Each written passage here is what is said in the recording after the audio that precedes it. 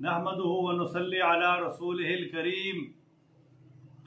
सामिईन मोहतरम, कलमा तय्यबा ला इलाहा इल्लल्लाह मुहम्मदुर रसूलुल्लाह,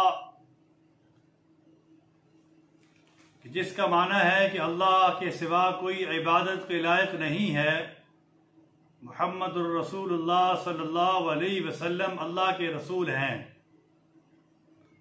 ये कलमा इंसानियत से क्या मुतालबा करता है? ये कलमा मुतालबा करता है कि अपनी ज़िंदगी कलमे के मुताबिक बना लो कि सारे के सारे मामलात, सारे के सारे काम अल्लाह तबारक व तआला करने वाले हैं। हमारा ये ईमान बन जाए, यकीन बन जाए कि अल्लाह के सिवा कोई माबूद नहीं, अल्लाह ही सब कुछ करने वाले हैं और अल्लाह ही के हाथ में सब कुछ है। और होगा कैसे? मुहम्मदुर रसूलुल्लाह सल्लल्लाहु अलैहि वसल्लम के तरीके से होगा। तो ला इलाहा इल्लल्लाह इसकी बड़ी फजीलत है। रसूलुल्लाह सल्लल्लाहु अलैहि वसल्लम ने इरशाद फरमाया कि जो इंसान सुबह शाम इसको 100 मरतबा पढ़ता है, अल्लाह तबारक व तआला क़यामत के दिन उसको ऐसे उठाएंगे कि उसका चेहरा 14वीं रात के चांद की तरह चमकता हुआ होगा। अब ला इलाहा इल्लल्लाह मुहम्मदुर रसूलुल्लाह हम जबान से तो पढ़ते हैं, लेकिन अभी ये दिल के अंदर नहीं उतरा। जबान और दिल का फासला बहुत ही करीब का है। कलमा को इतना बोलें, इतना बोलें, इतना बोलें, इतना बयान करें कि ये हमारे दिल के अंदर उतर जाए। हज़रत मूसा अलैहिस्सलाम ने अल्लाह से अर्ज़ किया, या बारी ताला मुझे ख़ास विर्द बता दें। अल्लाह ने फरमाया कि है मूसा ला इलाहा इल्लल्लाह पढ़ा करो।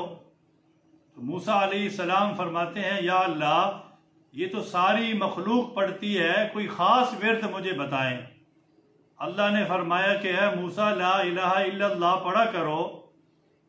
ये इतना भारी है, इतना वजनी है कि अगर सारी कायनात को एक तराजू के एक पलड़े में रख दिया जाए, पूरी कायनात को, आसमान और ज़मीन का पूरा निज़ाम, और दूसरे पलड़े में ला इलाहा इल्लल्लाह मुहम्मदुर रसूलुल्लाह रख दो, तो ये कलमे वाला पलड़ा झुक जाएगा। ये इतना वजनी कलमा है। तो अल्लाह तबारक व तआला हमें तौफीक दे, एक तो हम इस कलमे के मुताबिक ज़िंदगी बनाएं और दूसरा इस कलमे के विर्द करने वाले बन जाएं। वक़्त ज़्यादा नहीं लगता, लेकिन हर वक़्त हम अल्लाह के ज़िक्र के अंदर हों। और ये जो कलमा तय्यबा का जो विर्द है, ये अफ़ज़ल ज़िक्र है। अफ़ज़ल ज़िक्र ला इलाहा इल्लल्लाह, इसको हम कसरत के साथ पढ़ें, अल्लाह हमसे राज़ी होगा।